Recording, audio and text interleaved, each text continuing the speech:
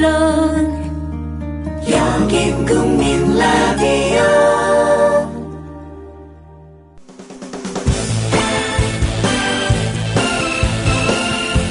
예비군 민방위 훈련장 같은 안보 특강은 가라. 여기 진짜 안보 특강이 있다.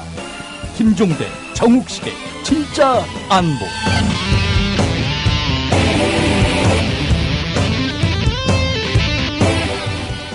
네, 청취자 여러분들 안녕하십니까. 김종대, 정욱식의 진짜 안보 4월 15일 방송 힘차게 시작하겠습니다. 저는 진행을 맡고 있는 평화네트워크의 정욱식이고요. 안녕하십니까. 김종대 편집장입니다. 아니 뭐 요즘 망명 소리 나도 오는 것 같은데 오늘 스튜디오에 나오셨어요? 망명했어요. 이제 임시정부도 세워야 돼요. 임시정부는 어떤 소리죠? 사이버 망명. 임시정부를 세워서 대한민국 사이버 임시정부. 네. 여기서 가상 국정 브리핑을 한번 해볼까 생각 중이에요. 그래요? 예를 들면 박근혜 대통령께서 오늘 세월호 특별법이 수사권과 기소권을 확보해서 철저히 진상규명하라는 지침과 함께 국회에서 통과된 것을 축하했다. 이를 지켜본 새누리당은 이건 대통령의 배신이라고 했으며 야당과 유족은 환영하는 분위기로 박 대통령에 대한 어떤 감사의 인사. 그다음에 이런 대통령인지 몰랐다. 예컨대 이런 기사를 가상으로 쓰는 거예요. 가상이 아니라 현실이 되었으면 좋겠습니다만. 제가 어제 언론사 인터뷰를 보다가 굉장히 재미난 걸 봤어요. 네. 우리 김종대 편집장께서 페이스북에 올린 이 글이 이 각 언론사의 몇몇 언론사의 헤드라인을 장식하더라고요. 나도 그럴 줄 몰랐어. 거의 내가. 이제 연예인급 되셨어요. 아니 글쎄 내가 이 국방만 안 했으면 이래봬도 나도 좀 인문학이나 그 연예계로 이렇게 진출하지 않았을까. 제가 보기엔 국방한 게 다행입니다. 그런데 잘 됐지 뭐. 어떤 내용을 올리셨길래 이렇게 언론에 화제를 모았는지 오늘 좀 얘기거리가 참 풍성한 것 같아요. 오늘 좀 풍성해요. 지난주엔 또 윤일병 사건 재판장의 또 현장 통신으로 활약을 하는 바람에 한 주 일수가 좀 빈 부분도 있고 해서 오늘 방송 아주 알찬 내용을 갖고 이제 꾸미게 될 텐데요. 그에 앞서서 한 가지 좀 공지 말씀을 드릴 게 있는데요. 저희가 다음 주 화요일, 21일 화요일부터 매주 화요일 저녁 4차례에 걸쳐서 공개 특강을 진행하기로 하지 않았습니까? 그래서 이제 여러 차례 좀 공지 말씀을 드렸는데 이게 방송으로 들으면 됐지 현장에까지 나올 필요 있나? 이렇게 생각하시는 분들이 많은 것 같아요. 그래서 지금 수강생 모집에 상당히 좀 어려움을 많이 겪고 있는데, 저희들이 우리 김종대 편집장님과 같이 오면서 하나 이렇게 중요한 결정을 내렸습니다. 수강료 없습니다. 없습니다. 그냥 들었습니다. 개별 수강도 가능하니까 편한 마음으로 이제 여기 국민TV 지하 카페로 오시면 될 것 같고요. 그 다음 주에는 지금 김종대 정욱식의 진짜 안보가 책으로도 나오지 않았습니까? 어떻게 편집장님 한번 보셨어요? 봤어요. 잘 만들었어요. 이번에 서해문집에서 만들었는데 깔끔하게 잘해서 내가 이렇게 말을 잘했나? 이런 느낌이 들 정도예요. 제가 마사지 하느라고 제가 좀 힘들었습니다. 그래서 이 책이 지금 지난주 말에 나왔는데요.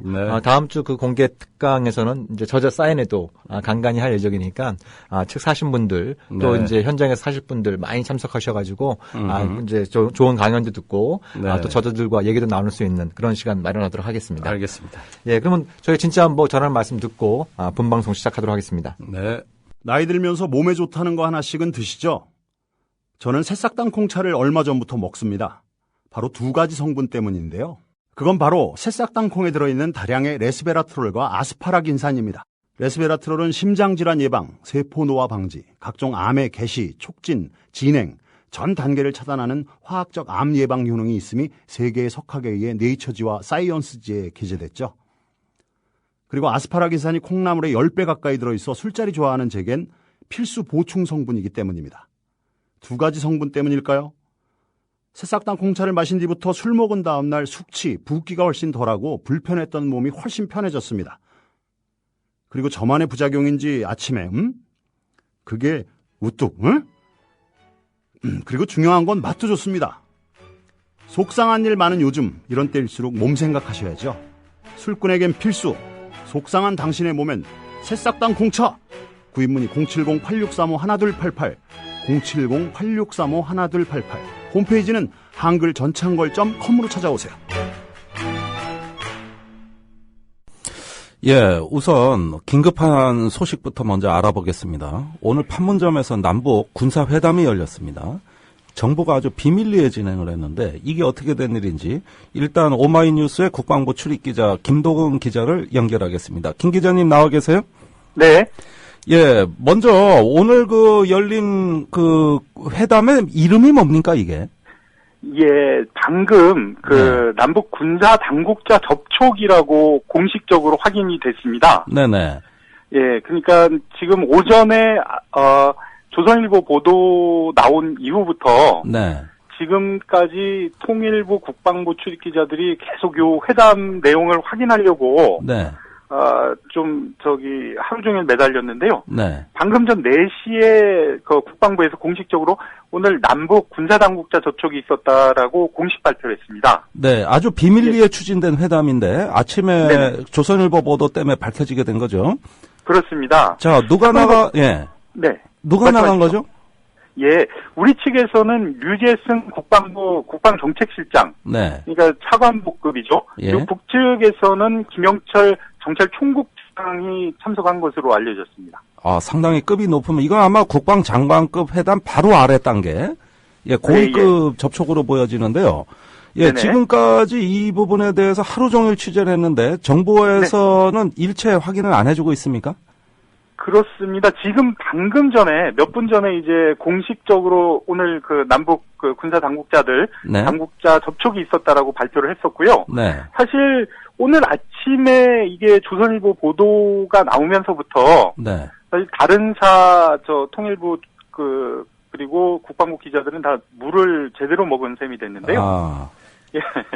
그래서 오늘 아침에 조선일보 보도 이후에 기자들이 곧바로 이제 통일부 취재에 착수를 했었습니다. 네. 근데 통일부는 오전 8시쯤에 대변인실 명의로 출입 기자들한테 메시지를 하나 보냈는데요. 예. 조선일보 보도의 내용에 대해서 확인해 드릴 수 없다. 네. 딱 달랑 한 줄짜리 문자 메시지였습니다. 그러니까 계속 철저한 보안, 비밀을 유지하는 가운데 네. 예, 일체 이걸 외부에 노출시키지 않겠다는 게 정부의 의도 같네요. 그렇습니다. 그런데 이제 회담 개최 시간과 주요 의제에 관한 내용은 오전 8시 30분쯤 확인이 되긴 했는데요. 네. 이런 내용은 정부 당국자가 아니고 새정치민주연합의 박지원 의원이 네. 이런 내용을 공개를 한 것이었죠. 아, 그렇습니까? 그렇습니다. 근데 박 의원이 회담에 관련된 내용을 밝힌 후에도 통일부나 국방부 관계자들은 관련 내용을 일체 확인해주지 않았습니다.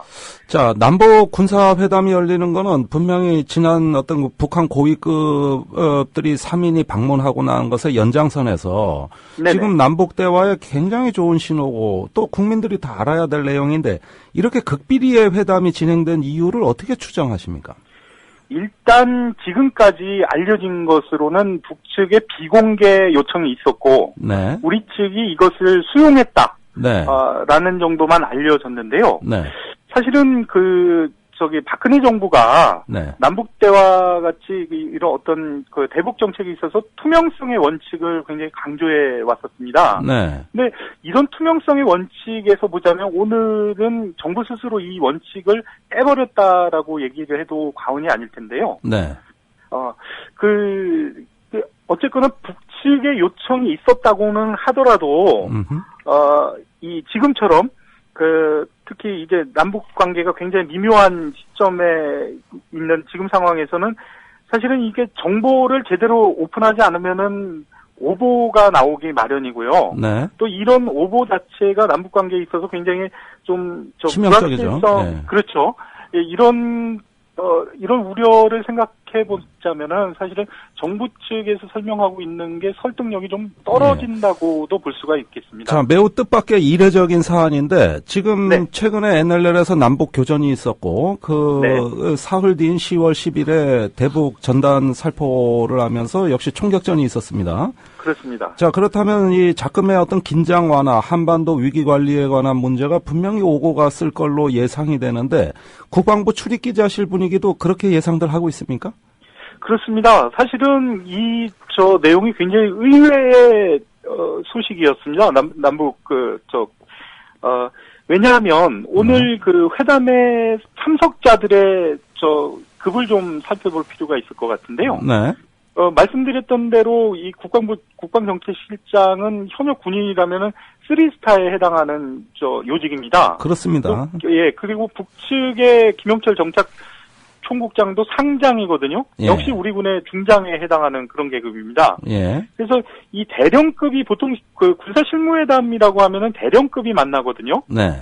그런데 오늘 실무회담에 참석한 수석 대표들의 급을 보자면 이건 굉장히 실무회담이 높죠. 아니고 그렇습니다. 장성급입니다. 그래서 아니, 장성급 회담도 과거 노무현 정부 땐 투스타가 나갔어요. 아, 그렇군요. 예. 그래서 이렇게 그 남북 간의 장성급이 만나는 것은 지난 2007년 12월 이후에 7년 만의 일이었고요. 네. 그래서 과연 그 오늘 회담에서 어떤 의제들이 논의가 됐는지 네.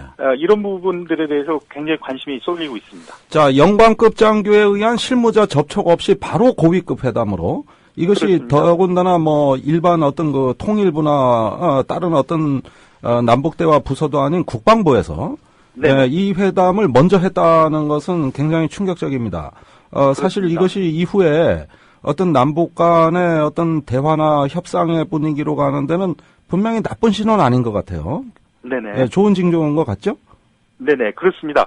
하지만 한 가지 좀 아쉬운 점이 있다 그러면 네. 이 대북 관계나 이런 데 있어서 좀 그 정부가 계속 여러 차례 천명해 왔듯이 어떤 투명성의 원칙. 네. 그리고 정상대로라면 어떤 정부가 그렇게 비공개로 할 이유가 있었다 그러면 사실은 조선일보 보도가 나갔어도 안 되는 거지 않습니까? 그렇습니다. 그래서 이런 측면을 보자면 정부 스스로 좀 어떤 좀 모순되는 예. 그런 이야기를 하고 있지 않은가 그런 느낌까지 듭니다. 하여간만 남북 관계만 얘기하면 항상 조선일보가 문제네요. 예, 그 참 뭔가 제대로 된 기사를 써도 이렇게 우리가 뭐 그 부작용을 걱정할 수밖에 없다는 게 참 한심한데 그게 또 그 신문의 특징인 것 같습니다. 네. 네, 그러면 지금 이 회담에 대한 백브리핑이라든가 이후 예, 정부 지금 발표는 어떻게 예정됩니까? 예, 지금 백브리핑이 진행되고 있고요. 아, 그렇습니다. 4시 20분에 네. 공식 브리핑, 국방부에서 공식 브리핑을 열 거라고 그런 내용이 방금 전에 전달됐습니다. 알겠습니다. 그러면 얼른 취재하시고 이따가 그 브리핑이 다 끝난 뒤에 다시 한번 소식을 여쭤볼 수 있으면 여쭤보겠습니다. 네, 알겠습니다. 네, 수고하셨습니다. 네, 고맙습니다. 네. 자, 이게 남북 관계 정말 숨가쁘게 돌아가고 있어요. 예. 그러니까 10월 4일 날 북한 최고 실세 3인방에 다녀갔고요. 그렇습니다. 예, 그래서 10월 말이나 11월 초에 남북 고위급 2차 접촉을 재개하는 쪽으로 좀 합의가 이루어지지 않았습니까? 네. 그리고 또 사흘 후에는 또 NLL 북방 한계선 인근에서 남북한 사이에 교전이 있었단 말이죠. 예. 그리고 10월 10일 이제 북한의 노동당 창건일 때는 이제 탈북자 단체들이 파주와 연천에서 삐라 살포를 강행했고 북한이 고사포를 발사하는 사상 초유의 일이 발생하지 않았습니까? 또 여기에 대해서 또 남한군이 대응 사격에 들어가고 이런 일이 있었고 그리고 10월 12일이었나요? 이제 통일준비위원회에서 박근혜 대통령이 최초로 대통령 취임 이후로 처음으로 오이사도치 이 해제 문제를 남북 대화에서 진정성을 갖고 한번 잘 풀어봐라. 이런 유지의 또 발언을 했단 말이죠. 예. 그러자 다음 날 북한의 김정은 국방위원회 제1위원장이 40여일 만에 짠 하고 지팡이를 짚고 나타났단 말입니다. 네. 예. 그리고 오늘 아침에 방금 전에 김동훈 기자께서 설명해 주신 것처럼 명칭 참 생소합니다. 남북 군사 당국자 접촉. 이거는요. 명칭이 조금 수준이 낮은 것처럼 했지만 이거는 보통 일이 아니에요. 그러니까 주목해야 될 게 사실 남북 국방장관 회담 바로 밑에 급 정도. 국방장관 회담이 최고위급 회담이고 그렇죠. 바로 그 밑에 급인데 이것은 장성급 회담보다도 분명히 제가 보기엔 격이 높아요. 물론 명칭은 장성급 회담이겠죠. 그다음에 나간 사람 몇 면을 보자고요. 김영철 총국장 누굽니까? 지금 우리 국방부에서 천안함과 연평도 포격의 배후 핵심 주범으로 그렇죠. 얘기하는 북한 군부 권부에 있어가지고 가장 상징적인 최고 인물이에요. 이 사람이 계급이 상장이라 그러지만 사실은 대장이나 마찬가지예요. 한때 대장도 달았었어요. 그렇죠. 그다음에 김정은 위원장이 신임하는 최고의 어떤 군사통이라고 할 수 있고, 2010년에는 북한 서해에 현장 책임자로 내려와서 모든 어떤 천안함 연평도 당시에 서해 북한 군사력을 다 통제했던 그야말로 어떤 거물 중에 거물이고 네. 핵심 중에 핵심입니다. 우리 유재승 정책실장은 이제 국방부 정책실장 직위를 가진 3스타인데 역시 국방장관의 최측근이라고 할 수 있겠고, 그렇죠. 예, 국방정책을 총괄하는 가장 중요한 자리입니다. 오늘 그 유재승 정책실장이 군사회담을 하는데 과장급 인사들이 다수 수행한 걸로 또 네, 보여져요. 네. 예, 주로 국방정책, 대북정책을 담당하는 국방부 부서의 장들입니다. 네. 이렇게 보면 국방정책의 최고위급이 간 거예요. 장관급 그러니까 회담만 남북 아니죠. 양측의 국방 정책통들이 핵심적인 정책통들이 만났단 말이죠. 전략 정책통이죠. 네네. 예, 예. 자, 우리 또 편집장께서 한번 촉을 세워가지고 무슨 얘기를 나눴을 것 같습니까? 역시, 네. 당장, 현안으로 얘기될 수 있을 만한 것은, 서해 NLL과, 네. 대북 전단 살포 문제입니다. 네. 이 문제가 아무래도, 남북 어떤 그 통일부나 북한의 통일전선부 라인과 같은 민간인 차원에서 얘기되는 사안이라기보다는, 네. 남북한이 이걸 군사적인 현안으로 본 것 같습니다. 네.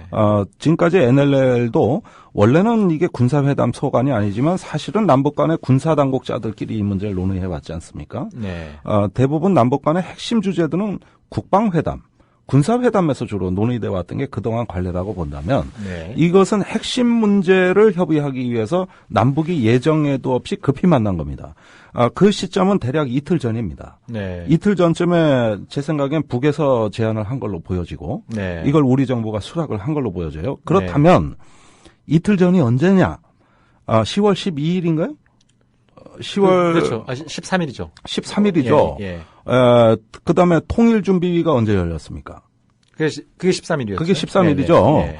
자, 그렇다면 이 통보를 받으면서 박근혜 대통령은 그 내용을 알고 통일준비 회의를 개최한 겁니다. 네. 여기서 남북 간의 어떤 대화와 협상을 통해서 524 조치를 전향적으로 검토할 수 있다는 발언이 나온 거예요. 네. 그 전에 이 북한에서 제안은 날라와 있었던 겁니다. 네. 그리고 더 거슬러 올라가면 그 전에 북한이 10월 7일 날 서해에서 벌어진 NLL 남북 교전을 보고 청와대 전통문을 보낸 게 10월 8일입니다. 네. 예, 이때가 이제 서해 NLL에서 우리 군의 발포에 강력히 항의하는 이런 북한의 전통문이 왔는데 청와대가 당시에 그 전통문 내용을 전혀 공개하지 않았습니다. 그랬었죠. 예.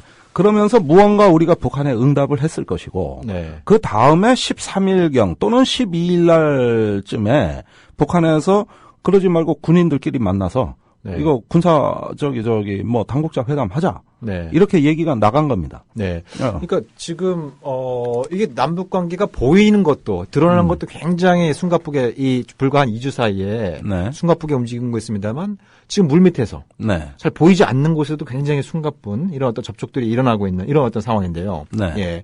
그러면은 여기서 이제 좀 중요한 부분은 북한은 올해부터 이제 김정은 위원장이 북남 관계 개선을 얘기를 했고, 올해 국방위 초부터 그렇죠. 했죠. 국방위에서 중대 제한이라는 것도 내놓고, 네. 그래서 이제 이 군사 문제, 정치적 군사적 긴장의 문제를 먼저 풀어야 된다. 이런 쪽의 어떤 일관된 입장을 얘기를 했는데요. 네.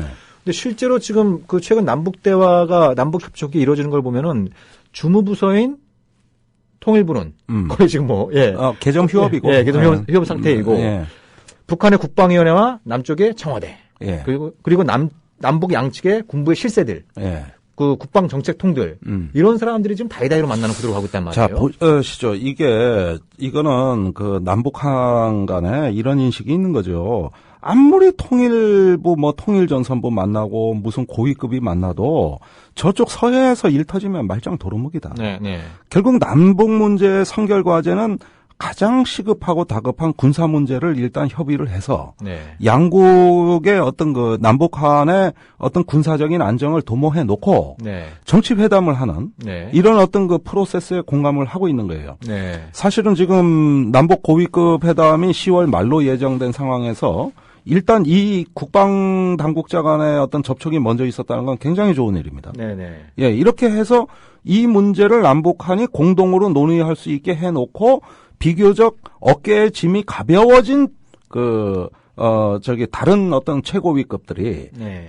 군이 아닌 민간인들이 만나가지고 훨씬 더 어떤 재량권을 갖고 자유롭게 네. 남북 간의 현안을 논의할 수 있는 겁니다. 그렇죠. 만약에 그렇지 않더라면 아무리 협의를 한다 한들 군 쪽에서 어떤 문제가 터지고 여기서 어떤 위기 관리가 여의치 않게 되면은 소용이 없어진다는 거죠. 네, 그렇죠. 네, 그런 점에서 네. 이 경우는 굉장히 맞게 됐는데 이걸 왜 그렇게 비밀리에 했을까? 네. 왜 그렇게 극비리에 진행을 했을까? 예. 특히 뭐 최근에 이제 NLL 인근에서 이제 교전도 있었고, 네. 삐라 살포 문제 때문에 그 남북한 사이에 이제 그 DMZ를 사유된 총격전도 있었습니다만, 제가 오늘자인가요? 이 김종대 편집장님 그 한겨레 칼럼을 네. 보니까 굉장히 흥미로운 내용이 있더라고요. 그러니까 바로 그 말씀을 드리는 건데 지금 막 교전을 한 그것도 한 번이 아니라 두 번 네. 서해 NLL에서 또 연천 군사분계선 일대에서 두 번씩이나 교전을 한 군대가 네. 바로 이렇게 만나서 고위급이 접촉을 그러니까요. 한다. 사실은 자연스럽진 않아요. 지금 막 규탄 성명이 나가고 네. 또 한 번 총알이 날라오면 100배, 네. 1000배 응징하겠다. 원래는 이럴 때요. 남북관계 보통 얼마 전까지는 그랬잖아요. 예. 네.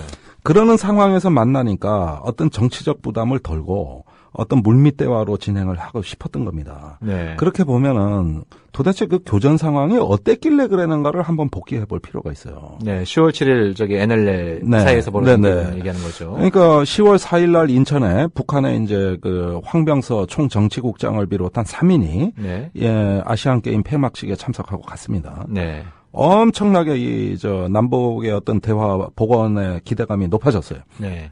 불과 사흘 뒤에 있었던 일입니다. 자, 그에 앞서서 제가 최근에 그 평양에 다녀오신 분 말씀을 들어보니까요. 네. 김정은 위원장이 이번에 남측을 방문한 3인의 실세에게 특별한 지시사항을 전달했다는 겁니다. 네. 그거는 뭐냐면 박근혜 대통령이 원하는 날짜에서 남북 정상회담이 가능하다. 그 입장을 전달하고 와라.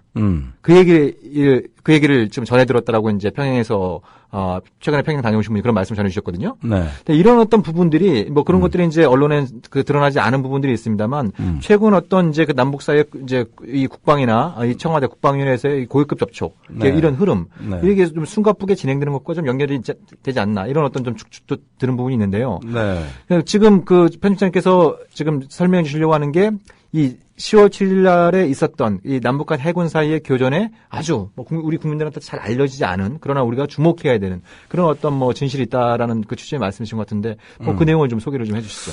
예, 그러니까 이 고위급 3인이 다녀가고 나서 불과 사흘 만에 10월 7일 날 아침 9시 50분경에 전혀 예기치 않았던 사건이 벌어졌어요.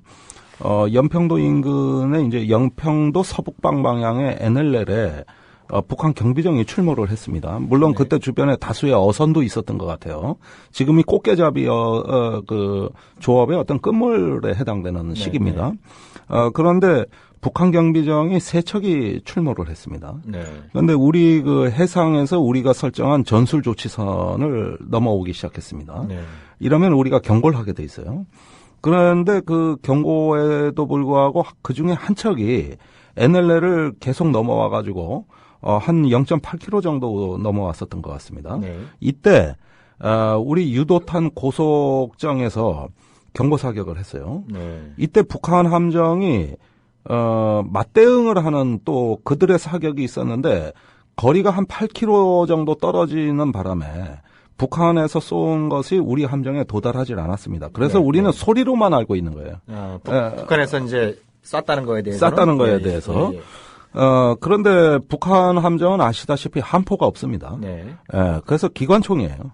이걸 쏘니까 뭐 캐야 한 3, 4km 또는 2, 3km 나가는 유효 사거리의 기관총으로 8km 떨어진 우리 함정을 맞춘다는 건 말이 안 되죠. 이건 사실 일방적인 게임이에요. 이건 그냥 비무장 경비정을 일방적으로 두들겨 패일 수 있는 상황이었습니다. 우리는 유도탄 고속정에 76mm 함포가 장착돼 있었고 또 이게 주포고 부포로 40mm 기관포도 장착돼 있었어요. 그런데 당시에 이 상황을 합참 의장이 합참에서 그 지휘 통제실에서 다 지켜보고 있었습니다. 네. 그런데 북한에서 쐈다는 보고가 올라오자마자 네. 즉시 조준 사격을 지시했습니다. 격파하라. 네, 네. 즉시 지시했습니다. 합참의장이 지시한 겁니다. 합참의장 지시입니다. 네. 네. 지금 최윤희 합참의장은 해군 출신입니다. 네. 그래서 즉각 조준 사격을 하라고 지시가 내려갖고 했습니다. 네. 그런데 네. 문제가 생긴 건 그 다음인데 네. 76mm 한포가 쐈는데 네. 이게 안 나가. 그러니까 불발탄으로 걸려버려. 예, 예. 예. 그러니까 저기 아무리 땡겨도 불발탄이 맥혀 있거든. 네. 그래가지고 급히 수리에 들어가는 동시에 40mm 기관포를 쐈어요. 네. 근데 이거는 또 역시 한 발도 못 맞췄어요. 이거 쏠려면 한 포를 쐈어야 되는데 기관포를 쐈단 말이에요. 그러니까 기관포는 이제 좀 유해 사거리에서 좀 이제 가까워야 예, 효과가 높은. 예. 70mm 포로 쏴야 되는데 네, 네. 이게 앞탄이 이제 그 포신에 걸리는 바람에 네. 예, 이게 불발탄이 안 되고. 그래가지고 불발탄이 한 번도 평화를 구한 셈이네요. 아니 그러니까 이제 불발탄이 사실은 예. 남북 관계 파국을 막았어요. 예. 그래서 40mm 쐈거든. 예. 이게 또 안 나가. 이게 또 불발탄이 됐어. 네. 예. 40mm 포도 고장 났어요. 네. 그런데 이 유도탄 고속함이 이게 고장이 잘 나는데 툭하면 엔진도 꺼져. 네. 예, 그래가지고 얼마 전에 병영혁신위원들이 평택 이함대 방문할 때 그 고속함을 탔다가 바다에서 40분간 엔진이 고장내 표류한 사실이 있습니다. 네, 네. 예, 이게 불과 며칠 안 된 일이에요. 이거 다 알아요. 네. 예. 그런데 다행히 엔진은 안 꺼져. 네. 만약에 이때 엔진까지 꺼졌다 그러면 이거는 심각한 사태입니다. 그렇죠. 예. 그런데 주변에 참수리 고속정이 있었어요. 네.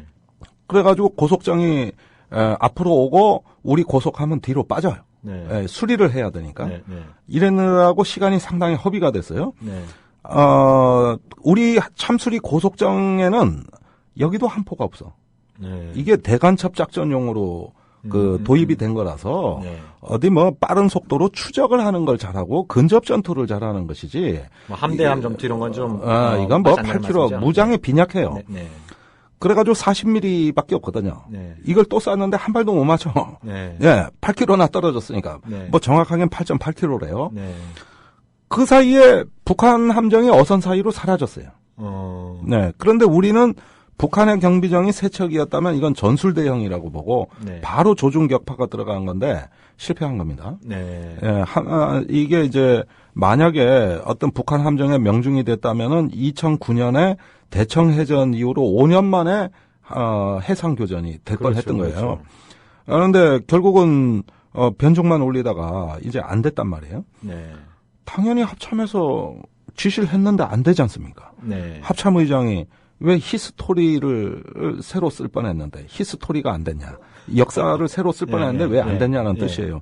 이런 아쉬움과 질책이 있었어요. 네. 결국은 앞에 가가지고 변죽만 올리다가 불발탄 때문에 그냥 끝나버린 겁니다. 이 사건이. 네. 그래서 종결이 됐는데 결국은 그때 불발탄이 아니라 포가 제대로 가동이 됐더라면 상당히 심각한 상황이 그러네요. 될 뻔한 겁니다. 이게 뭐 언론에 알려진 것보다는 현장 상황 굉장히 한편으로는 심각했고 그렇습니다. 한편으로는 굉장히 우스꽝스러운 이 군의 무능과 이 불발탄이 이 전환기의 남북 관계를 살려준 이런 어떤 그 셈이 되는 것 같아요. 그렇습니다.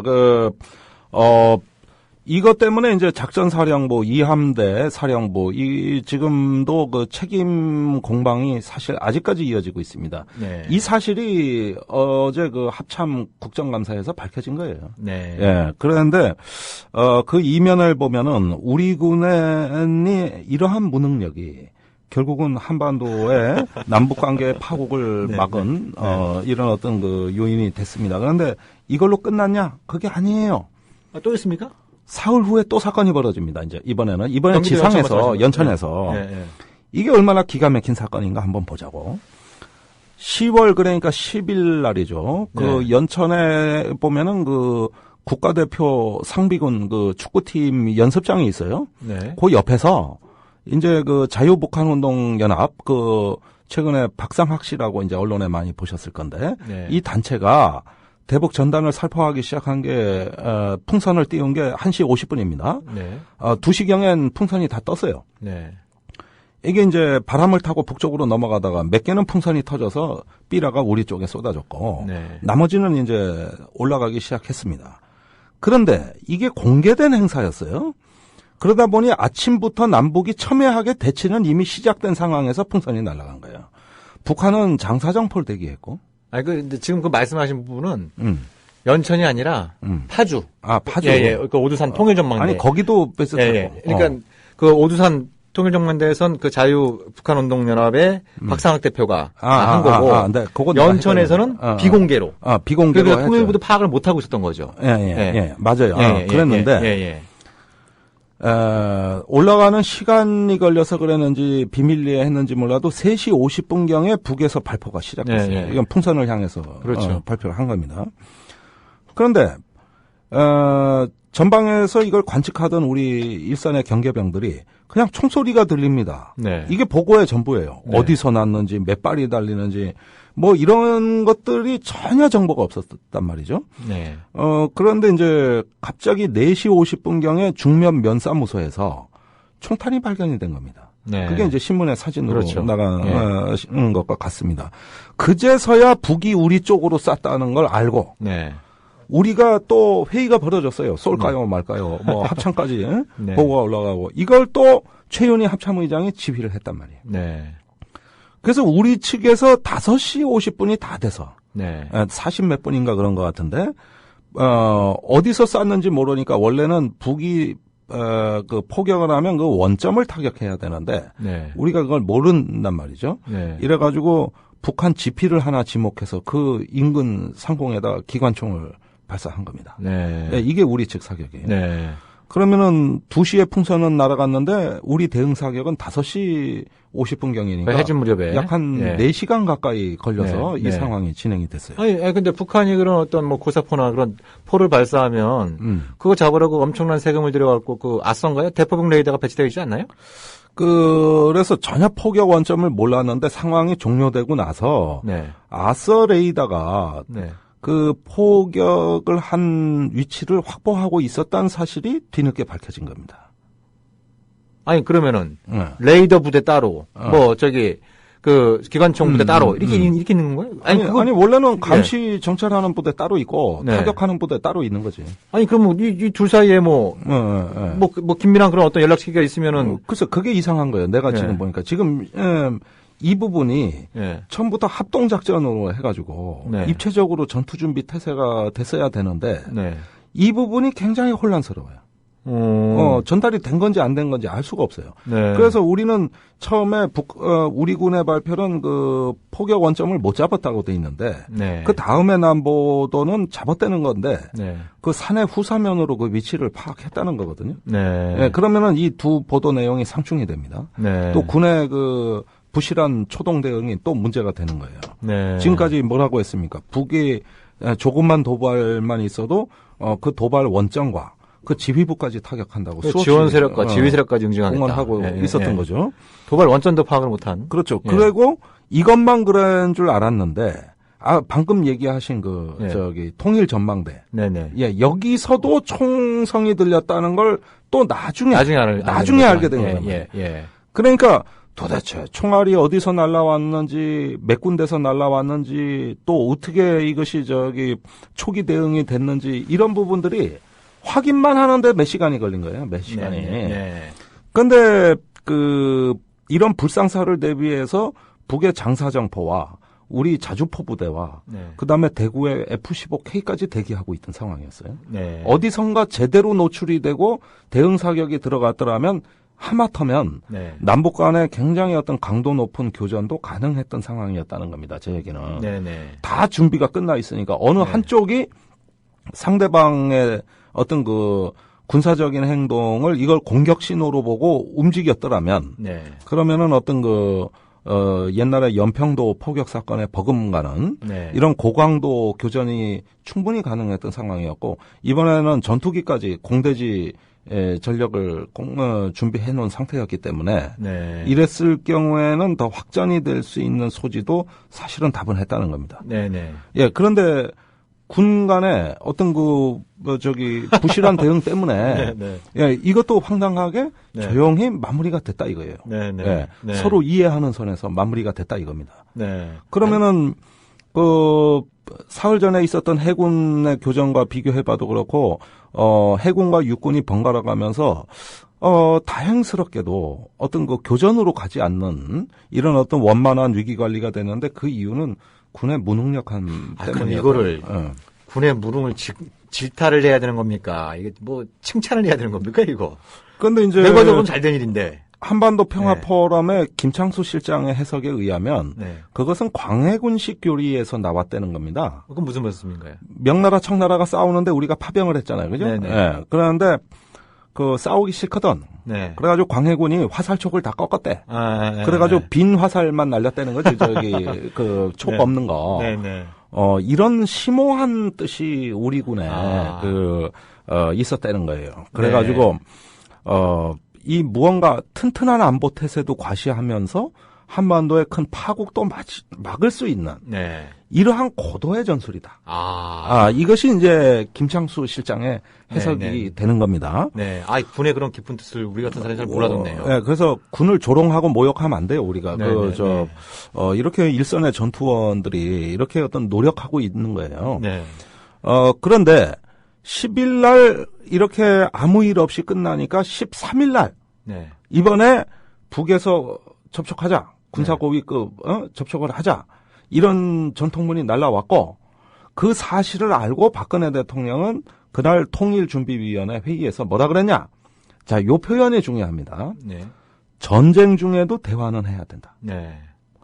심오하잖아. 그렇죠. 심오하잖아. 그리고 원래 이 말 우리가 많이 했던 말이야, 원래. 우리가 천안함 연평도 때 원래 야당이 많이 했던 말 아닙니까? 전쟁 중에도 대화한다고. 그렇죠. 근데 박 대통령이 이 말을 했어요. 그 다음에, 남북이, 정치적인 어떤 결단을 내려야 된다, 이거예요. 그래서 고위급 회담에 5.24 대북 조치를 전향적으로 협의할 수 있다. 진정성을 갖고 협의해봐라. 뭐 이렇게 얘기가 나왔어요. 이렇게 우아하고 아름다운 말씀을 하셨어요. 그렇게 되니까 수술을 받고 있던 몸이 불편한 북한의 김정은 위원장이 가만히 있을 수 있나? 가만히 생각해 보니까 남측의 대응이 별게 없고 맨날 단호하게 대응한다 그러는데 별로 단호하게 대응하는 게 없고 박근혜 대통령이 저렇게 말씀하시고. 그런데 야, 내가 병원에 뒹굴고 있어야 되겠느냐? 이것에 반응을 보여야 된다, 내가. 이래가지고 북한 언론에 지팡이 짚고 나온 거예요. 이건 대화할 의지가 있다, 이 얘기예요. 그렇게 돼서 결국은 남북 한간에 아주 우아한 대화와 협상의 분위기가 마련이 된 것이고. 자칫 잘못하면 서해에서 4차 교전사태가 벌어지고. 그리고 드디어 오늘 남북 군 고위 당국자들이 지금 접촉을 하고 있다. 그러니까 이 남북 관계라고 하는 게 이게 진폭이 굉장히 큰 뭐 이런 어떤 거라고 하는 건 우리가 이렇게 알고 있습니다만 불과 며칠 사이에 전투가 날 뻔했다가 뭐 군이 미필 조건인지 아닌지 모르겠습니다만 아무튼 뭐 군의 무능 덕분에 그런 어떤 교전 사태를 또 피할 수 있었고 또 북쪽에서 그러면은 그러면 이제 군사회담 한번 하자. 그러니까 또 군 당국에선 조선일보를 제외한 철저한 철저하게 조선일보를 제외하고 철저하게 보안을 유지한 상태에서 또 그 회담을 하고 아마 이거 장명하는데 참 골칫게는 아팠을 거예요. 골칫게는 아팠을 거예요. 그리고 이제 그런 부분들이 지금 남북 간 최고 지도 사이에 뭔가 무언의 메시지.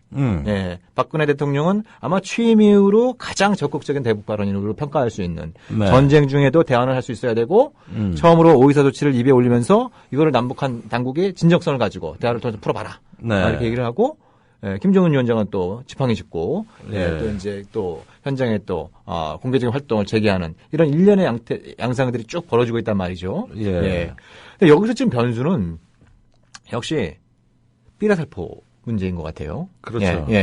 그러니까 북한도 어찌됐든 자기들이 뭐 흔히 얘기하는 것처럼 우리는 빈말을 할 줄 모른다. 이거를 이번에 행동으로 보여줬어요. 행동으로 보여줬어요. 근데 이건 북한도 그러니까 이제 서로 싸우면서 닮아간다는 게 남쪽에서도 이제 잊혀질만 하면 그 계속 했던 얘기가 북한의 도발 시 도발 원점뿐만 아니라 지원 세력과 지휘 세력까지 응징하겠다. 그러지 않았습니까? 북한도 똑같이 얘기하고 우리도 그렇게 똑같은 워딩을 이제 이렇게 했는데 이번에는 아무튼 풍선에다 대고 총을 쐈어요. 네, 그렇죠. 그 중에 한 13발 정도가 연천 우리 남측 지역에 이제 떨어진 상황이고. 네. 그러면 그에 앞서서 이제 제가 어제 이 문제를 가지고 자유북한 운동연합의 박상욱 대표하고 이제 TV에서 잠깐 좀 말씀을 좀 나눠봤어요. 근데 이분이 하신 말씀은 이건 굉장히 평화적인 방식이다. 이건 평화적인 방식이고 이거는 북한의 알 권리를 충족시키기 위한 그런 활동이다라고 얘기를 하셨는데 우리 그 군사 전문가인 우리 김종대 편집장께서 보시기에 군사적인 어떤 적대 관계에 있는 이런 상황에서 어느 쌍방이 어느 한쪽이 그런 어떤 상대방 체제를 비난하고 어떤 북한 내부의 어떤 쿠데타나 반란을 좀 선동하는 이런 어떤 심리전, 이런 어떤 삐라살포가 평화적인 방식이라고 우리가 간주할 수 있는 건지 국제법적으로 군사법적으로는 좀 어떻게 간주를 할 수 있는 겁니까? 아니 심리전도 전쟁입니다. 분명히 우리가 알아야 됩니다. 심리전이 평화적인 방식이라고 얘기할 수 없습니다. 그런데 평화시의 심리전이라는 것은 몇 가지 유의사항이 있습니다. 이것은 동서독 분단 때 우리가 양측의 심리전을 보면은 여실히 알 수 있어요. 서독도 삐랄 뿌립니다. 동독에 많이 살포했어요. 그런데 이거는 서독의 심리전 사령부가 한 일입니다. 그런데 그 내용 중에 동독의 그 체제를 비판한 적이 단 한 번도 없습니다. 뭘 살포하냐 하면은 서독의 물가 시세, 중고차 가격, 요즘 백화점 생필품 판매 추세, 이런 것들입니다. 그 다음에 나중에 방송이 양국 간에 동서독이 개방이 돼 버리니까 그 삐라도 뿌릴 필요가 없었어요.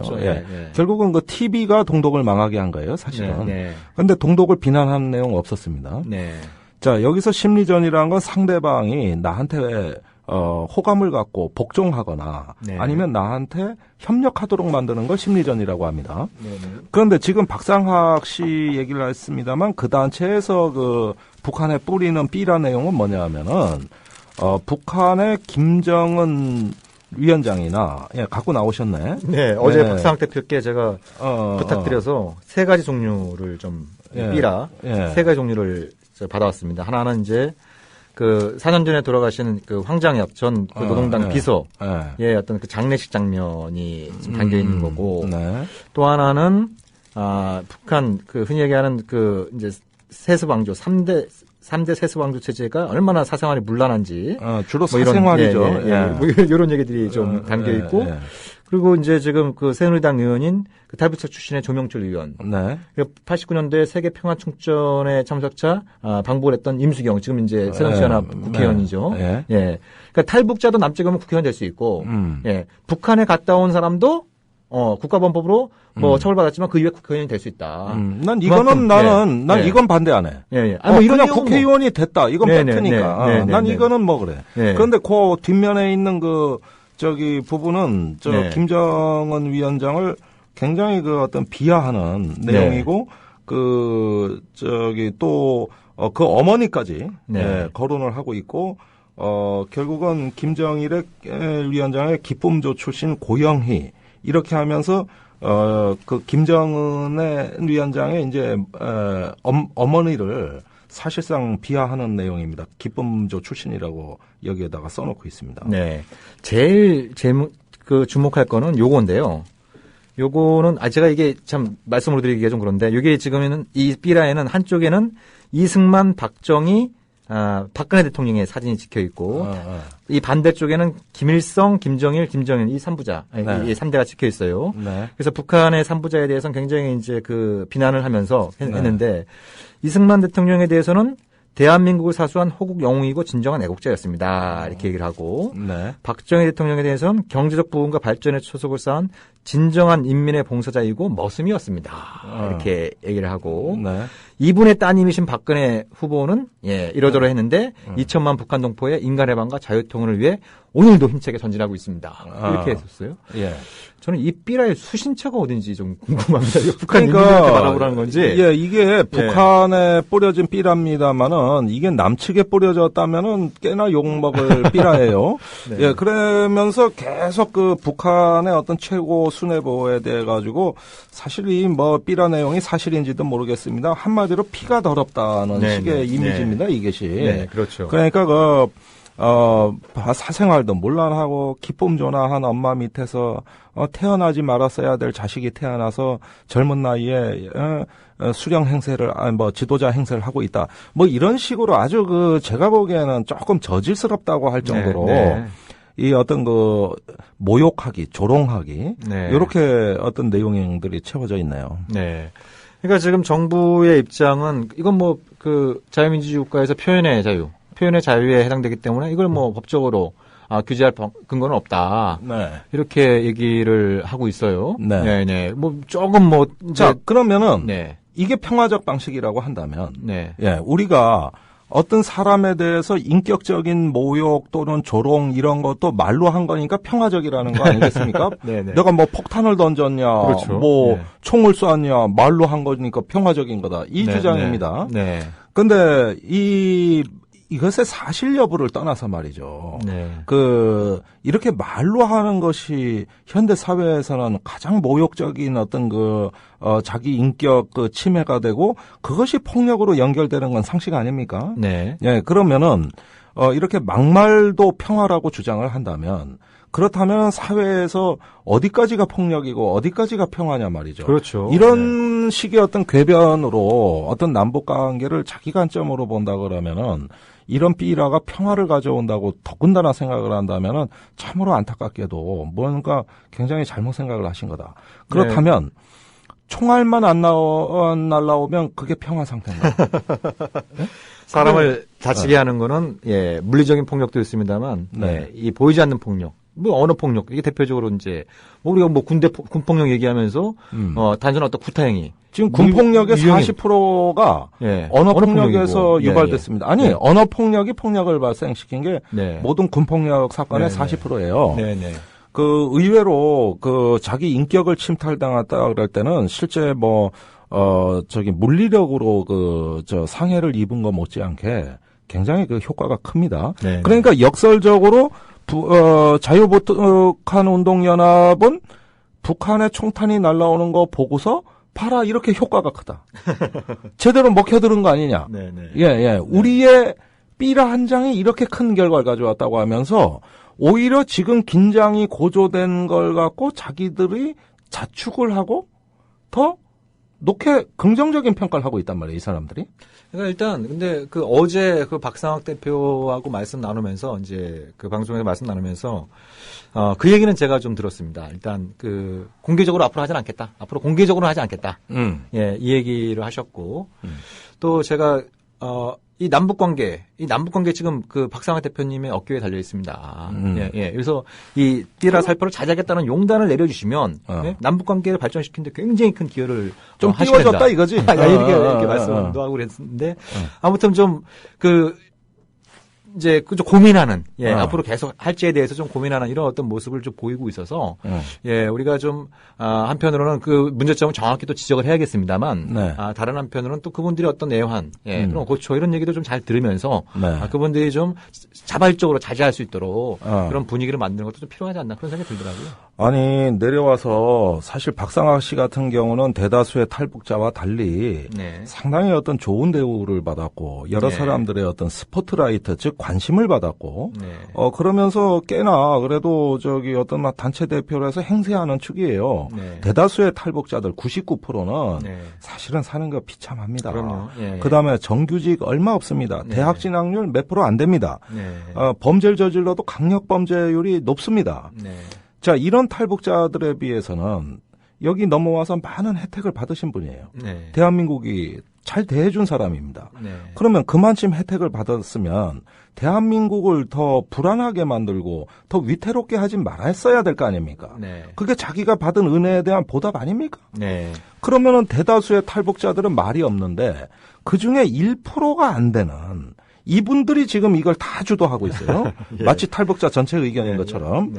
그렇다면은 이런 대다수의 탈북자들에 대한 국민의 이미지가 추락이 돼서 그러지 않아도 먹고 살기 어려운데 그러지 않아도 지금 여기서 생존하기 어려워 오죽하면은 역탈북을 하는 탈북했다 다시 북으로 들어가는 사람도 요즘은 꽤 되는데 이런 식의 어떤 그 정치적 논란에 휩싸여 대다수 탈북자들한테 피해를 입힌다면 네. 그 책임은 어떻게 질 것이고. 네. 지금 국민 여론의 거의 70%에 육박하는 여론이 이거 전단 살포 반대예요. 네. 그렇죠. 뭐 이제 그 정부가 자발적으로 자제를 안 한다면 이제 정부가 좀 그 규제를 해야 된다는 여론도 찬성하는 여론에 비해서 압도적으로 높은 상황이고. 그러니까 지금 편집장께서 굉장히 중요한 문제를 제기해 주셨어요. 예. 그게 이제 좀 우리가 탈북자 전체를 보면은 굉장히 좀 그 고생을 많이 하고 계신데 이런 어떤 일부 그 탈북자 단체들의 좀 극단적인 행동을 해서 전체 탈북자들의 이미지가 또 안 좋아지고 네. 그런 부분들이 어떤 동료 탈북자들의 어떤 고초로 이어질 수 있기 때문에 이런 부분들에 대해서 좀 그 삐라살포하는 단체들이나 인사들께서 좀 한번 좀 재고를 본인이 어떤 그런 어떤 좀 어떤 인정투쟁, 인정받고자 하는 그런 어떤 좀 생각에서 벗어나서 전체 그 지금 한국 사회 여론이나 특히 동료 탈북자들이 겪고 있는 고초 이런 부분들 좀 두루두루 생각을 해서 좀 용기를 그러니까 내면 뭐 좋겠습니다. 그런 운동을 한다든가 탈북자 뭐 생활협동조합이라든가 정부 지원 체계의 합리성을 촉구한다든가 네. 좀 대한민국에 제대로 적응하면 이런 정치적 논란은 아니면은 말이지 국정원 간첩 조작 같은 거 해가지고 네. 벌써 5명의 탈북자 간첩 사건이 있었지 않습니까? 네네. 대법원 무죄 나왔지만 네. 이런 식으로 해서 이 어떤 남한에 있는 어떤 탈북자들이 그야말로 어떤 망명지의 고달픈 삶을 계속 연장하도록 만드는 걸 탈북자 본인이 하고 계신다는 것은 네. 굉장히 우리 대한민국 국가에 대한 모욕일 뿐만 아니라 국민들한테 큰 민폐를 끼치는 겁니다. 네. 그런 것들을 앞으로도 계속 하겠다고 고집을 피우질 말고 지금은 남북 간에 지금 고위급들이 만나고 있는 이 순간에 말이죠.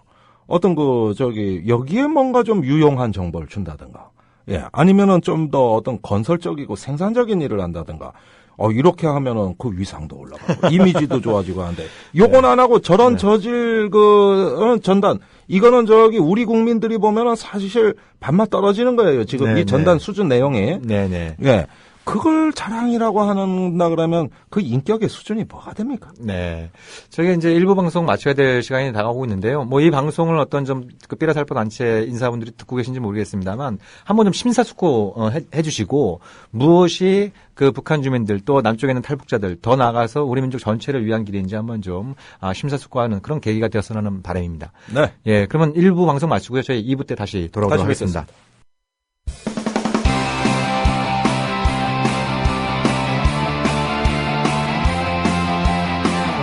지금 여러분께서는 군사전문지 디펜스 플러스의 김종대 편집장과 평화네트워크 정욱식 대표가 진행하는 국민라디오 김종대 정욱식의 진짜 안보를 듣고 계십니다. 이 방송은 매주 수요일 낮 4시부터 5시 반까지 국민라디오를 통해 가장 먼저 청취하실 수 있고 팟캐스트 포털 팟빵에서 다시 들으실 수 있습니다. 네, 진짜 뭐 2부 이어가겠습니다. 지금 방금 전에 그 김동훈 기자하고 우리가 쉬는 시간 잠깐 통화해 보니까 네. 남북 그 군사 당국자 접촉 결과에 대해서 국방부에서 브리핑을 했다 그러지 않습니까? 그렇습니다. 간단히 어떤 내용인지 좀 설명해 주시죠. 예, 제가 아까 일부에 말씀드린 그대로 됐네요. 네. 그러고 보면 나도 귀신 다 됐어, 이제. 예, 속에 살아있어요. 이렇게 또 깔때기를 박네. 자, 우선 서해 NLL 얘기 나왔습니다. 북측 주장은 네. 자기네 경비 개선을 남측이 존중해라. 네. 우리는 이제 우리가 설정한 NLL을 북이 존중해라. 네. 물론 말싸움입니다만은 익히 있던 논리지만은 충분히 이 서해 사태에 대해서 양측이 할 말 다 했습니다. 네. 예, 물론 결론은 없겠지만 그렇죠. 그래도 저는 긍정적으로 네. 봐요. 두 번째는 전단 살포 중지해라는 북한의 어떤 네. 그 주장과 네. 그것은 민간단체 표현의 자유로 우리는 할 수 없다. 네. 이렇게 또 주장이 맞섰습니다. 네. 그럼에도 불구하고 이 문제 역시도 뭔가 이걸로 인해서 일촉즉발 어떤 그 교전으로 갈 수 있는 이런 상황에 대한 인식은 같이 했다고 저는 봅니다. 네. 그런 점에서 긍정적으로 봅니다. 네. 그 다음에 이제 차기 일정은 못 잡았습니다. 그러니까 지금 그 뉴스 속보로 뜬 거 보니까 지금 박근혜 정부에서 북한에게 10월 30일 날 2차 고위급 접촉을 갖자고 제안을 했다는 속보가 그렇죠. 떠있거든요. 그걸 징검다리로 해서 그 다음에나 네, 이제 네, 두 네, 번째 네. 접촉이 가능할 겁니다. 네. 그러니까 한 보름 정도 남아 있는데 일단 이 사이에 그 별다른 변수, 특히 대북 삐라살포가 좀 자제가 돼야 될 텐데. 네. 그러니까 이게 지금 그 뭐 경찰의 시행령이나 뭐 관련 법규의 명시적인 규정은 없습니다만 왜 그 명백하고 현존하는 위험이 있을 경우에 네. 예, 그런 어떤 집회와 결사의 자유 그리고 표현의 자유를 좀 규제할 수 있는 이런 규정들이 있는 거 아닙니까? 아니 그래서 카톡까지 다 털고 어? 네. 그다음에 검찰이 툭 하면은 뭡니까 개인 메신저 이메일 네. 예 그다음에 뭐 이런 카톡에 남긴 어떤 과거 자료 이런 거 다 보겠다고 하는 거 아닙니까? 표현의 자유를 얘기하니까 내가 기가 막혀서 얘기하는 건데 지금 우리가 표현의 자유 때문에 이 고생하고 있는 건데 네. 뭘 또 여기서 그걸 표현의 자유라 그래 버리면은 아니 국가가 전쟁으로 갈지도 모르는 그 이상한 짓 하는 게 표현의 자유라고 한다면 네. 그렇다면 우리가 지금 왜 그렇게 표현의 자유의 천국인 나라에서 우리가 이 개고생합니까 내가? 그러니까 정부의 입장은 그거죠. 표현의 자유는 북한을 향해서는 마음껏 해라. 예. 근데 박근혜 대통령한테 그거만 안 어떻게 된다. 되는 거예요? 예, 그거만 안 된다. 그래요. 예. 그러니까 결국은 말이죠. 표현의 자유라는 건 보편적 개념이에요. 어딘 되고 어딘 안 되고 이런 게 어디 있어요? 뭐 대통령 본인이 뭐 자기가 보편성의 화신으로 생각하시는 모양이죠. 글쎄 네. 말입니다. 네. 그러면은 그게 표현의 자유라고 한다면은 진짜 표현의 자유를 우리가 누려야 될 거 아닙니까? 그런데 안 되는데 여기서 표현의 자유. 어쨌든 그거는 뭐 다른 기회에 우리가 자세히 논의해 보도록 하고. 네. 자, 오늘 그 회담은 말이죠. 아침 10시에 시작돼서 오후 3시에 끝났어요. 네. 그러면 긴 시간 했네요. 5시간입니다. 네. 예, 중간에 쉬는 시간을 감안한다 하더라도 이것은 굉장히 긴 시간입니다. 그렇다면 여기서 남북이 자기 입장을 얘기하면서 이 NLL이나 전단 살포로 위기가 조성될 수 있다는 걸 공감을 했다면 이 문제를 푸는 간단한 방법이 있습니다. 뭐죠? 대북 한 라인을 유지하면 됩니다. 네. 예, 그런데 북한의 경비정이 실수로 넘어올 수도 있고 의도적으로 넘어올 수도 있어요. 그럼 NLL에서 뭐가 넘어왔다고 했을 때 노무현 대통령 당시에는 이것이 우리가 지금 중국 어선 단속하다가 보니까 내려간 거다. 이런 통신문을 우리한테 보냅니다. 뭐 호출해가지고 받으면 그 얘기를 해요. 그러면 우리가 저기 저 중국 어선 나갔다. 니들도 빨리 올라가라. 얘기할 수 있어요. 그것이 교전을 막는 중요한 장치였어요. 그렇죠. 예. 그러면은 지상에서도 그때 다 됐어요. 그러면 남북한 간에 참여정부 5년 동안 뭐 그 공과에 대해서 다양한 평가가 가능합니다만 일단 5년 동안 지상이든 해상이든 뭐 공중이든 교전이 남북한 사이에 한 번도 없었다. 네. 그 비결 중에 하나가 바로 남북한 사이의 한라인 군사 직통 전환을 운영했기 때문에 그런 어떤 이제 군사 충돌을 예방하는 그런 효과가 있었다. 이런 말씀이시지 않겠어요? 예, 물론 그런 것도 있고 서해 꽃게가 또 안 잡혔다는 요인도 있어요. 갑자기 김대중 대통령 시절에는 꽃게가 다 몰려와다가 얘들이 안 왔어. 그거는 꽃게들이 회의를 한 거예요. 우리가 자꾸 가니까 저기 사람이 죽더라. 인간계에서 참 그 문제를 슬기롭게 해결을 못하니까. 꽃게들이 나섰네요. 그래서 꽃게들이 대부분 노빠였다고. 그래서 노무현 대통령이 너무 심려가 크시다. 가지 말자. 이래가지고 어획고가 9분의 1로 줄었어요. DJ 때 비해서. 그러니까 어선이 안 오니까 경비정도 안 와. 이러니까 대치 상황이 없어요. 이런 사정도 있는 겁니다. 그거에서 우리가 그 여유를 갖고 서해평화협력 그 구상을 했던 이유도 어느 정도 이 일촉즉발의 어떤 그 요인이 많이 줄어들어서. 근데 요즘 많이 잡혀. 문제는 이게 문제예요. 이걸 뭐 어느 한쪽에서 뭐 이거 사회에서 교전을 벌여갖고 승전가를 부를 게 아니라 남북한 어민들이 같이 그 뱃노래 부르면서 공동 조업하면 얼마나 좋겠습니까? 그렇습니다. 그 와중에도 중국 어선 지금도 많이 넘어오지만 이런 데서 미묘한 상황이 발생하면 그 대부분의 그런 미묘한 상황이 연평도 인근에서 터집니다. 그렇죠. 백령도 앞에는 해안선이 밋밋하고 또 백령도와 그 북한 내륙 거리가 17km 정도로 떨어져 있는데 연평도는 해안선이 무지 복잡하고 튀어나왔다 작고. 들어갔다. 그리고 거리가 13km예요. NLL이 급격히 거의 70도 각도로 꺾입니다.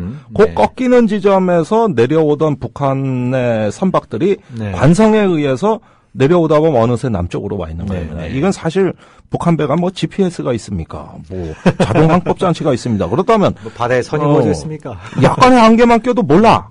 여기가 남한인지 북한인지 몰라요. 그러다 보니까 항상 교전이 벌어지는 데가 연평도예요.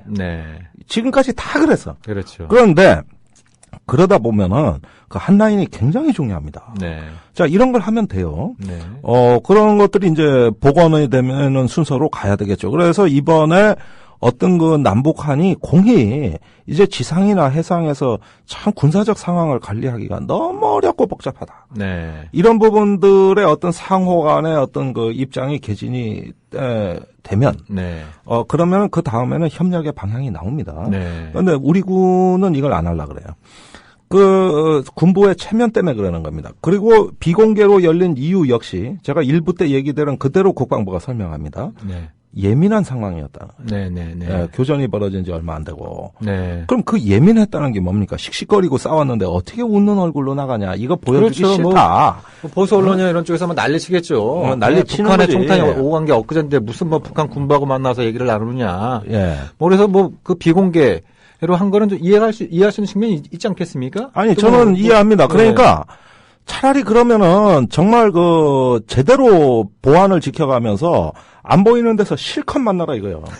그런데 왜 조선일보에 세냐고 이게. 예? 조선일보에 뭔가 특별한 게 있는 모양이죠, 뭐. 항상 조선일보예요. 문제가. 그러니까 이게 참 그 아찔한 어떤 순간들이 좀 지나갔어요. 그래서 이제 두 번 다시 오면 안 되는 거고.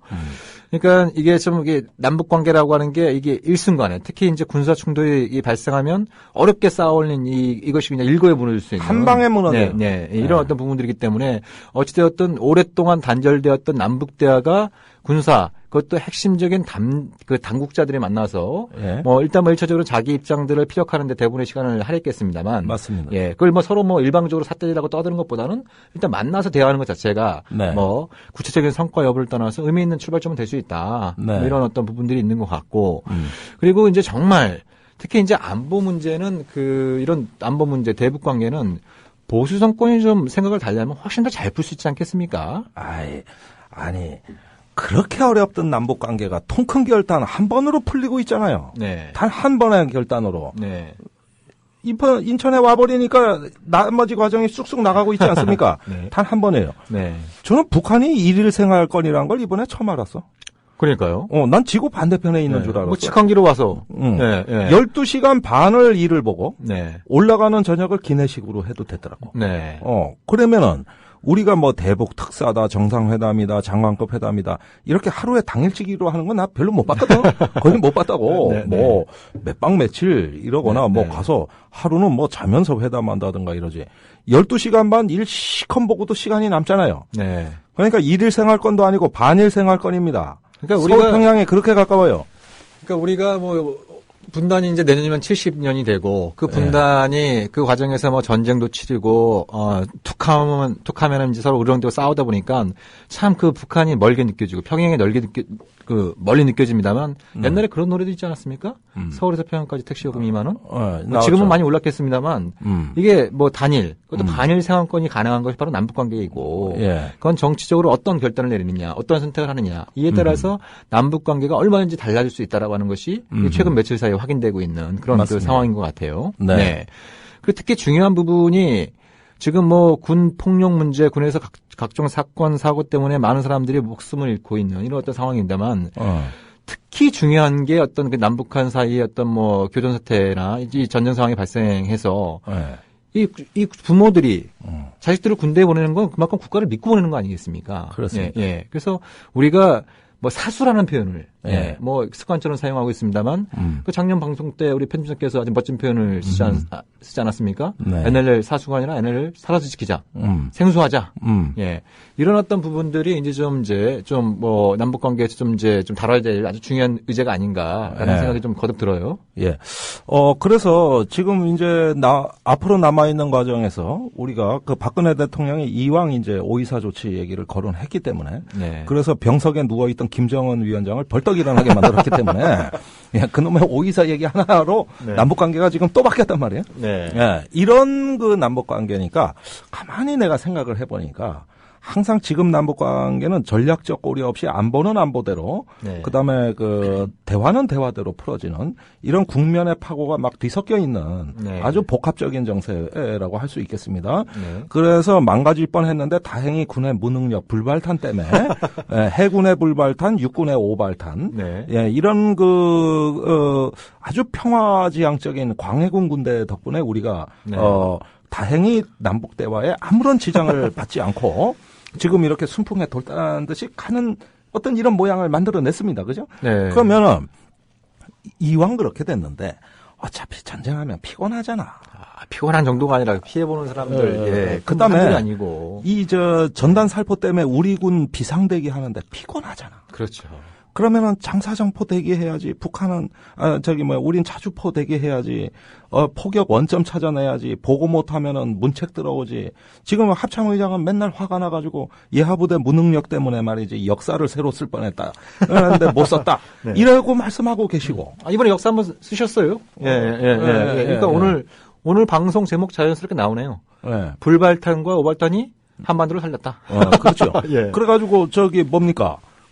합참의장 위신을 못 세워가지고 네. 지금 저렇게 되는데 청와대가 군사작전에 일체 개입을 안 했습니다. 두 번에 10월 7일, 네, 10월 네, 10일 네. 두 번에 왜 그랬냐? 작년에 박근혜 대통령이 뭐라 그랬습니까?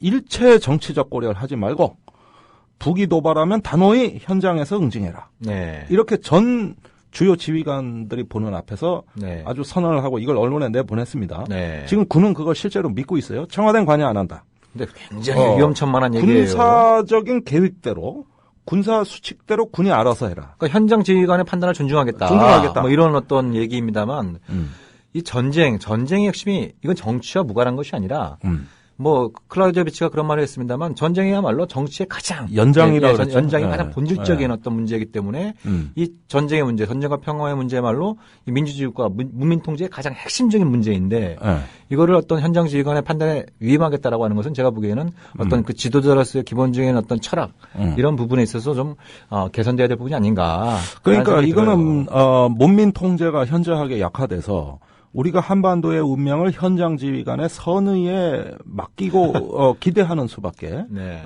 도리가 없게 됐는데 네. 이번에는 다행히 불발탄 오발탄 때문에 그 문제가 그냥 저절로 지나가게 된 것이죠. 그렇죠. 현장 지휘관 입장에서 볼 때도 굉장히 스트레스를 받을 수 있는 사안이지 않습니까? 아니요. 현장 지휘관은 간단해요.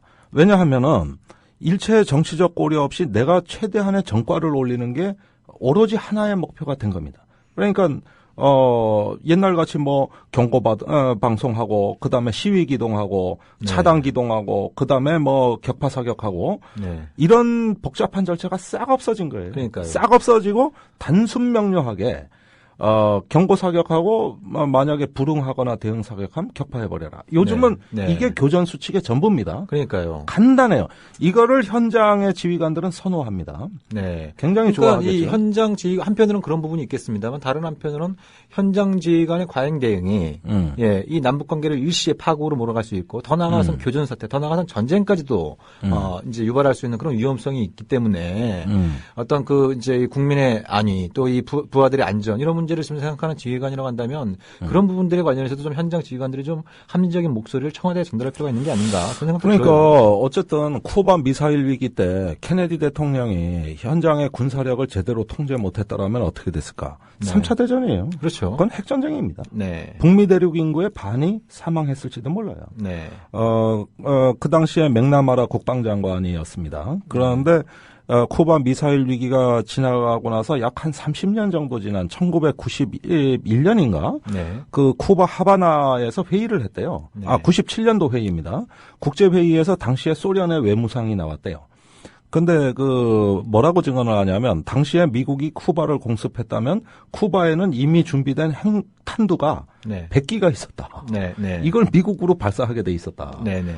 이 30년 전의 일을 증언하니까 그 얘기를 듣는 맥나마라 장관이 의자에서 굴러 떨어질 뻔했답니다. 쇼킹해서. 네네. 자, 이거는 이 당시에 문민 통제를 관철시킨 케네디 대통령, 또 거기에 같이 공감한 후르시초프, 소련 공산당 서기관들이 각자 온갖 욕을 얻어먹으면서 군사력을 통제한 문민 통제의 승리입니다. 네, 그렇죠. 그것이 세계 평화를 지켰어요. 그런데 남북한은 굉장히 경고 없이 짧은 시간에 전쟁이 일어날 수 있는 매우 위험한 구조에서 박근혜 대통령이 국군 통수권을 내려놓는 듯한 발언을 하고 네. 이것을 현장 지휘관한테 위임하겠다고 하면서 그것이 이번에 실제로 실행이 됐다. 네. 청와대 보고를 합참 작전본부장이 상황 보고를 하니까 네. 교전 수칙대로 군이 알아서 해라. 네. 이것이 청와대 안보실장의 답변이었다는 거예요. 네, 네. 이후로 청와대는 모니터링만 하고 일체 관여를 안 했다는 겁니다. 네. 그러는 와중에 이 상황이 격파 사격까지 갔을 때 청와대는 어쩌면은 이거는 남북 관계가 파국이 될 수도 있겠다는 걸 예감했을 겁니다. 네. 그런데도 관여를 못했어요. 왜 그러냐? 네. 그렇게 시스템을 만들어놨기 때문이에요. 그러니까 국민들이 다 그렇게 예. 알고 있기 때문에. 그러니까 이번 일을 겪으면서 이걸 일종의 반면 교사로 삼아야겠죠. 네. 그 정도의 지혜가 없다라고 한다면 정말 이제 이 국민들의 그 생명과 재산을 지킬 그런 어떤 자격이 결여된 게 아닌가 뭐 이런 네. 어떤 생각을 갖게 되고요. 그러니까 왜 이제 그 연평도 포격전이 벌어진 2010년 11월 연평도 포격전이 벌어진 이후에 네. 북한의 국지 도발에 대해서도 이제 한미 연합 전력으로 대응한다 그래갖고 이제 한미 국지 도발 계획이라는 게 나오지 않았습니까? 국지 도발 공동 계획이죠. 예, 예. 네. 요거에 대해서 이제 남측 정부는 북한이 도발하면 이제 한미 연합 전력으로 이제 그 뜨거운 맛을 보여주게 됐다. 이렇게 얘기를 했습니다만. 뻥이에요. 예. 미국 쪽의 얘기는 전혀 달랐죠. 네, 예, 뻥이에요, 미국 쪽 뻥. 얘기는, 영어로 표현하면 그런 표현이죠. Real risk is South Korean overreaction. 그러니까 진짜 위험은 한국의 과잉 대응이고 그 과잉 대응을 통제하기 위해선 한미 간에 일종의 이제 그 공동 예. 이제 계획을 만들므로써 한국군의 어떤 과잉 대응을 통제하겠다라고 하는 그런 의도에서 나왔다는 거죠. 이게 얼마나 창피한 얘기입니까? 왜 그러냐면은 11월 23일이었습니다. 4년 전. 네. 그 무렵에 그 F-15 전투기를 그러니까요. 투입할 네. 수 있느냐 없느냐로 하도 논란이 벌어지니까 네. 그걸 미군하고 협의해야 된다는 측과 안 해도 된다는 측이 장군들이 둘로 갈라져서 일주일을 싸웠어요. 네. 하도 혼란이 심하고 매 시간대 그 교전 당일날도 연합사에 전화가 왔답니다. 네. 쏠까요? 쏴도 됩니까? 뭐 계속 그러니까 미국이 짜증이 나는 거예요. 네, 네. 한국이 알아서 해라. 네. 이렇게 하고 이걸 좀 하나의 어떤 지휘 체계를 우리가 정리를 하자. 네. 그러면서 오히려 한국 측이 자위권에 입각해서 알아서 하라는 걸 정리하고 네. 어떤 수준의 미군이 들어가는 거를 절차를 정한 거예요. 네, 이게 네. 연합국지도발 계획이라는 네. 거고 그 계획이 있다고 해서 뭐 교전이 발생할 게 안 나고 네. 또 미군이 개입할 걸 안 하고 네. 또는 그 반대로 안 할 걸 하고 하고. 이런 거 없어요. 네. 없습니다. 그건 절차 SOP라고 해서 표준행동 네. 절차를 마련해 놓은 겁니다. 네, 네, 네. 그 혼선을 없애자고 한 거예요. 네, 네. 그러니까 자꾸 이제 우리 스스로 남북한이 스스로 풀어야 될 문제를 자꾸 외주하고 아웃소싱하는 이런 어떤 그 경향들이 여전히 많이 발견되고 있는데 아무튼 좀 이번 그 교전 사태, 교전 위기, 이 전쟁 위기를 좀 넘기면서 이런 부분들을 좀 교훈을 좀 잘 좀 추출하고 지금까지는 어떤 뭐 싸워서 이기는 군대가 정말 강한 군대인 것처럼 얘기를 해왔습니다만 정말 그 대한민국 군대가 이 전통 군대, 이 김관진 국방장관이 취임 일성으로 얘기했던 전통 군대이 맞냐. 이번에도 여전히 그 부실함이 확인된 측면이 있었고 한편으로 다행스러운 부분도 있었던 거고. 그러니까 이게 방송하기가 난처한 게 그렇죠. 예. 군이 이렇게 엉망이라고 욕을 할 수가 없는 거야. 네, 네, 네. 그러니까 무능한 군대가 좋은 결과를 얻을 때 네. 그 무능함을 어떻게 탓해야 이게 우리의 우리 딜레마. 역설이에요. 역설이에요. 이게 네, 딜레마고 아이러니죠. 그냥 잘했다고 칭찬해 주는 거 외엔 도리가 없어. 나중에 되면 네. 우리도 답이 없는 거예요. 네, 그런 네, 면에서는. 네. 그런 점에서 한반도에 이번에 그 위기가 큰 위기가 그냥 지나가게 된 것은 저는 신을 믿지 않습니다. 교회 다니지 않습니다만은 네. 무언가 네. 진짜 하늘이 네. 대한민국을 돕고 있다. 네. 이 좋은 느낌, 좋은 기운을 이제는 평화에 접목을 시킬 때다. 네. 우리가 그렇게만 하면 아무리 더 큰 어려움이 있다 하더라도 이제까지의 어떤 그 긴장과 갈등 속에서 어떤 전쟁의 불안에 떨어야 되는 이것은 최소한 우리가 극복할 수 있다. 네. 그렇게 하늘이 돕고 있지 않은가? 네. 이 점을 이번에는 그 한국 군대의 무능을 하느님이 좋은 방향으로 도와주셨습니다만 앞으로는 네. 우리 인간 스스로 할 바를 다 하면서 하늘이 도와줄 수 있는 네. 진인사 대천명이라고 하는 그런 생각을 가지고 안보 문제, 남북 관계를 풀었으면 하는 그런 바람이고요. 이제 방송 마쳐야 될 시간이 다가오고 있는데요. 그 서두에 안내 말씀드린 것처럼 다음 주부터는 매주 화요일 저녁 4주 동안 그 국민TV 지하 카페에서 공개 특강 형식으로 진행되고 다음 주 화요일에 첫 방송인데요. 첫 공개 특강인데 우리 청취자 여러분들 많이 좀 참여해 주시고 그날은 우리 김종대 편집장과 함께 저자 사인회 김종대 정옥식의 진짜 안보 책 사인회도 있으니까 여러분들 현장에서 우리 지하 카페에서 많이 만나뵀으면 하는 그런 바람입니다. 네. 오늘 편장님 아주 날카롭고 명쾌한 말씀 고맙습니다. 감사합니다. 네, 진짜 안보 방송 오늘 이것으로 마치도록 하겠습니다.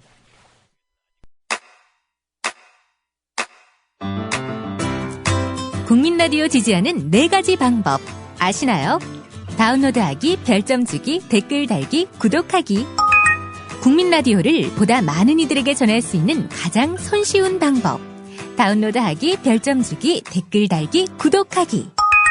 잊지 마세요. 다운로드하기, 별점 주기, 댓글 달기, 구독하기.